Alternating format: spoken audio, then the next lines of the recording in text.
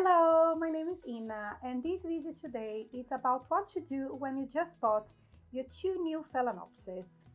I've just bought these two recently. I linked this video down below in a small haul where I showed you how I chose for my flowers locally.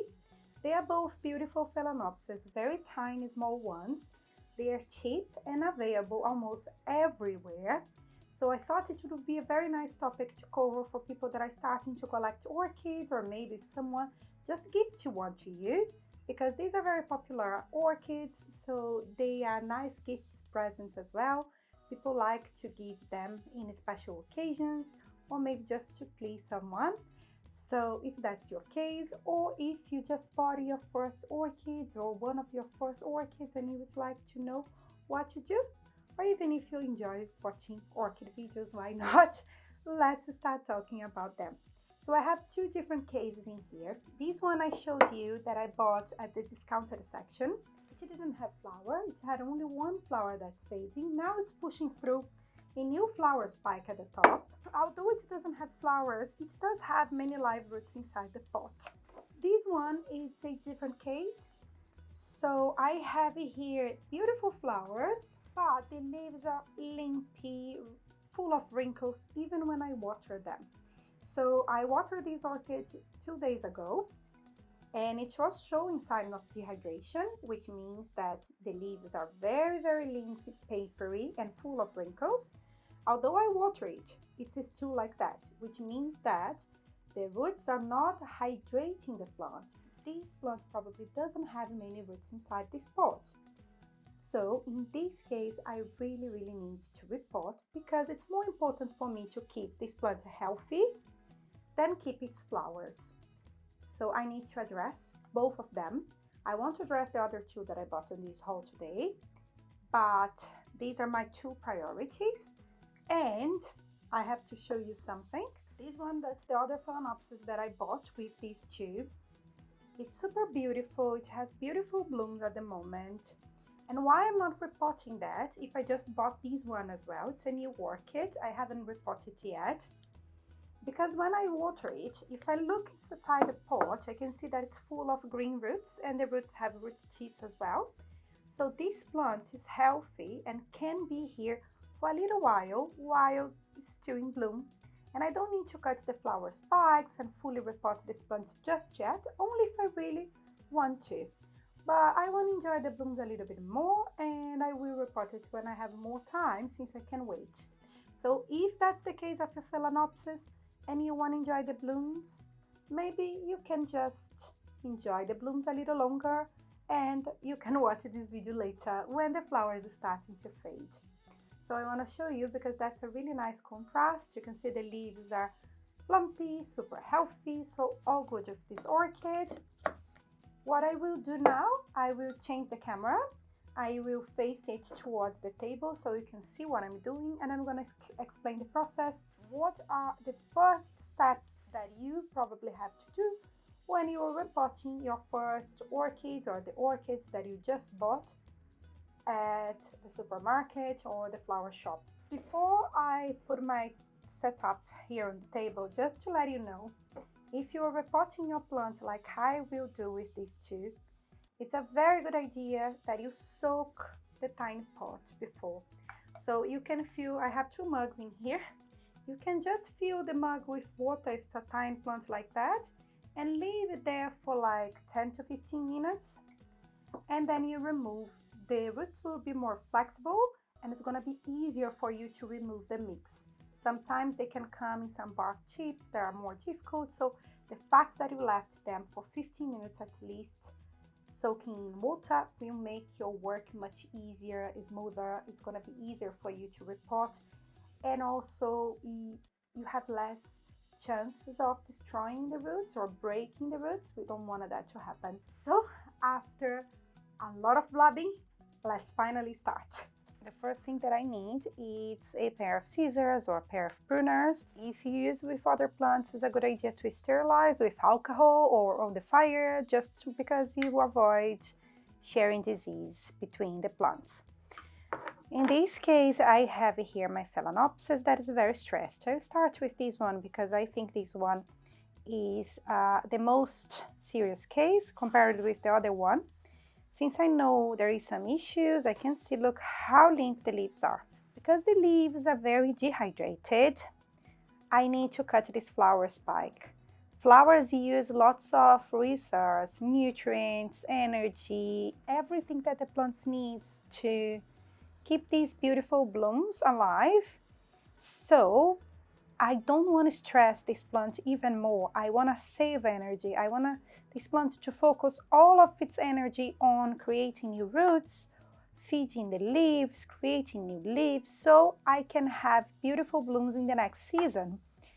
To do that, it's really important that you remove the flower spike. So we are giving this plant better chance of succeeding. So I will go to the base and just remove the flower spike. There we go. And now I will grab my plant and I need to remove it from this pot. Okay, so what you have to do in this case is you grab your plant here from the base and you start press gently on the pot so the roots can detach from it.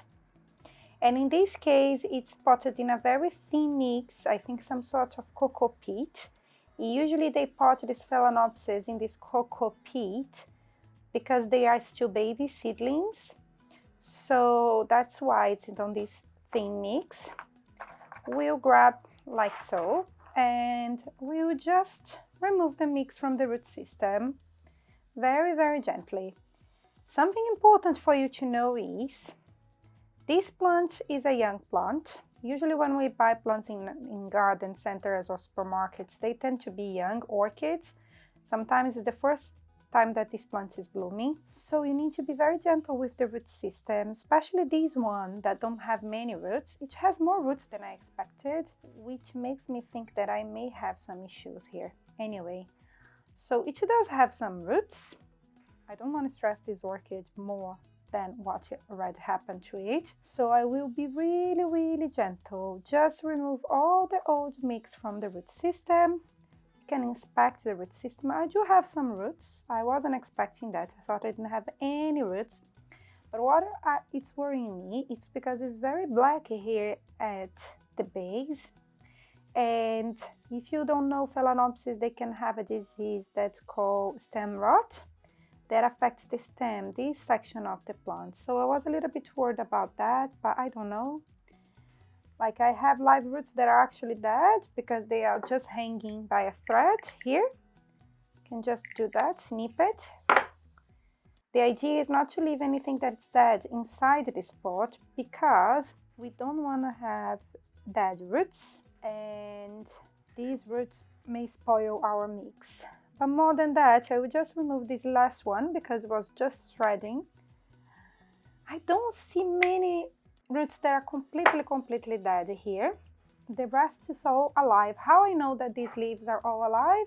These roots are all alive. I've said in many thousands of videos, but if you touch the roots and they are plumpy, that means that they are all alive. Since I'm a little bit worried and concerned about the base of this orchid, cannot be, maybe it's just my mind, you know, maybe there is nothing wrong here.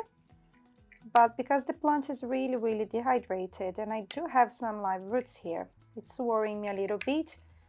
So in case I have some sort of infection, I will spray a little bit of hydrogen peroxide 3% here, just to kill any bacteria that may, or fungi that may be spreading and may cause some issues to my plant. That's the only reason why I'm going to do that. I usually don't spray hydrogen 3% on these Phalaenopsis that we buy in supermarket because they don't come with any sort of snail in the root system, and I've never seen one. I've seen snails in my Phalaenopsis that I buy in a nursery before, but never in these, the ones that comes from supermarket.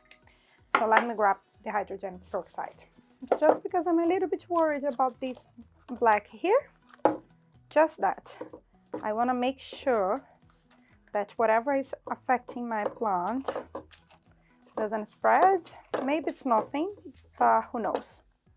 Now I'm going to just clean the table here very quickly. And I grab all the mix that I used to pot my orchids up. So give me 2 seconds and let's do that together. I let it freeze for a little bit. I have here my pot. I have no idea of the size of this pot, but I suspect it's something like around 8 centimeters, and it's full of holes. So if you have any transparent or opaque pot, you can just drill holes. If you have a driller or something that you can, very carefully for sure, don't do that if you're not sure what you're doing. You can drill holes on a pot to help with transpiration, to help to ventilate your pot, to have more air circulating around the root system, because these plants, they are epiphytes, which means that they grow on top of trees, tree trunks. They don't live in soils, so their roots are adapted to live in air. But if you live in a flat, if you have a busy life, we pot them up so we can keep the roots wet for longer. If you decide to hang these plants and grow it bare rooted, it would work if you have time to water it almost daily when it's summer, and again, water very, very frequently and very often when it's not. I'm not going to cover that here. I don't do that. I have all of my orchids potted. So because I do live in a flat, in a big city, so that's how I can maintain them. But it's really nice, especially for a beginner, to have some holes on your orchid pot. So you can buy them online, but you can also drill holes in a normal pot. Now that we took these off the way, I pot my plants with organic mix. So I have here some bark and some sphagnum moss. That's how I pot all of them. For beginners, lots of people usually start with bark. I started with bark, only bark. That's how we buy many Phalaenopsis in supermarket. But if you're confident and you want to try, or if you have experience with orchids, I add a little bit of bark. I live in a cool place, so I cannot use lots of moss. So I add just a little bit of moss. I use it to help to keep my plant hydrated for longer. So I will add a layer of moss at the bottom, like so.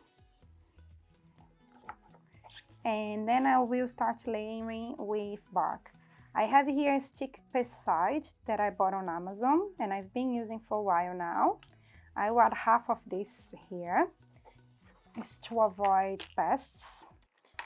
Usually the larger your collection gets, the more chance you have to have pests. But if you have just 2 orchids, it's very unlikely that you have pests around, or if you have, it's very easy to manage and control even without pesticides, because you can manually remove, water the leaves if you dry them afterwards.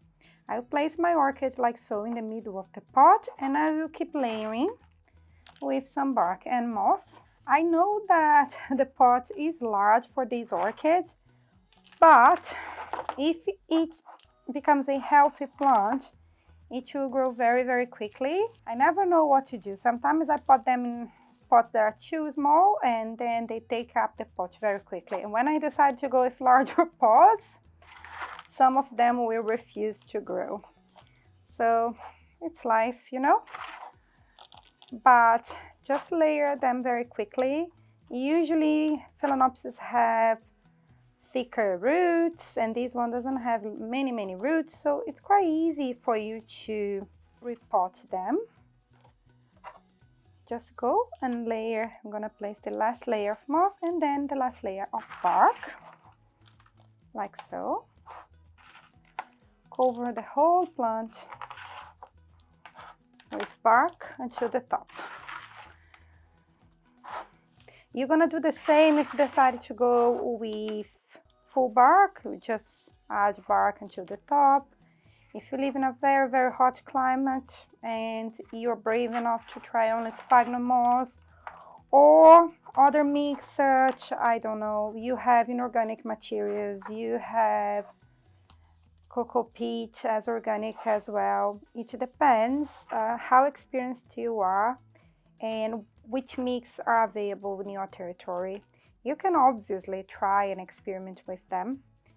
It's up to you, but I would tell you that if you're a beginner, try to start with something like bark. I think it would be easier. So there we go, my plant is fully potted. I will place it inside this yellow container here, outer pot, and I will start repotting the next one now.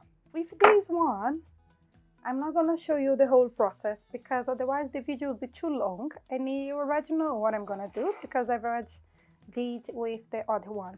The only thing that I'll tell you is, although it's trying to push out a new flower spike here, I am not going to keep this one. I prefer to cut the flower spike and wait for the next season, so I'm sure this plant will be able to put a better show. I prefer to cut the flower spike in this case. That's up to you, so you can decide if you want to keep it. But again, remember that flowers drain reserves from the plant, use reserves from the plant, and if you're repotting, there is a great chance that your plant can have some shock, it's some difficulty to adapt to the new mix. So it may stress more your plant. But if you are very confident, if you have experience with orchids and you want to keep them, that's up to you. I'm going to go to the base and I'm going to cut that. That's the reason why I'm doing that. And I will go and do the same thing. If I have something interesting, I will show you on the process.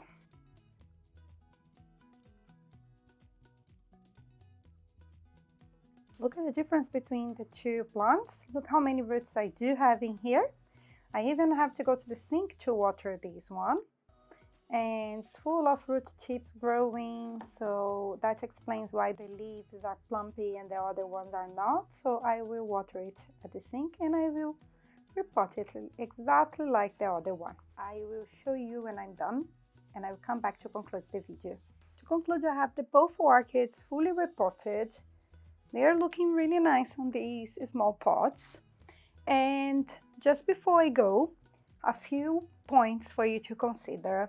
First of all is if you pot in full bark, I would advise you to soak your orchid when you are watering it. Leave it there for like 15 minutes. You don't need to do it every week, but maybe each 15 days, depends on your environment, how warm it is. As soon as you notice that the roots are turning gray, they are not bright green, you should soak your orchid. Another tip is for you to remember, especially if you don't have experience, to be really careful how you water your Phalaenopsis. They are pretty sensitive if some water gets trapped in between its leaves. So for example here, I just water it by mistake, and if some water gets trapped in here in between the leaves, you need to get a tissue and dry it out because it may have some rot in the future. Some bacteria can proliferate here, they can multiply, and your plant can get really ill. So if you don't have experience, one idea, and you don't have many plants, is to water from below. Just add a little bit of water in your pot. If you're using only bark, you can soak for 15 minutes. If you use some moss like I do, you can just add a little bit of water there and let your plant be. It will help this plant to grow and you won't have any issue. But if you decide to water from above, just be careful with the stem, with where the leaves are coming from. Don't let any water get trapped in there. After you repot your plant, it's a very good idea to give it some water because we don't want to stress this plant even more. It has just been repotted, so it would love to have some drink. And my mix was completely dry, so that's what I'm gonna do now. And the last advice for you is remember to keep your plant in a bright shade location. Phalaenopsis don't do really well with direct sunlight. It can burn its leaves, and especially if you live in a hot country or if you have a very bright window, be really careful with direct sunlight. So you can add it in your desk, under growing lights, whenever you fence that you see that you have some bright light, but it's also shaded. We don't have direct sunlight. And if you want to confirm if your plant is healthy, just look at it, see if it's growing some new roots, new leaves. And when the temperature drops in the next season, I am sure this plant will push out some beautiful spikes for you. Maybe in this case, if it's not this year, because they are young and they are still adapting to my environment, in the following one. I'll keep you updated how these plants are doing. I hope you've enjoyed this video. If you did, hit the like button, leave a comment down below, subscribe to my channel. It helps me a lot. Let me know which type of content you are interested in see here as well, and I'll create something for you. Thank you very much, and I see you soon. Bye bye!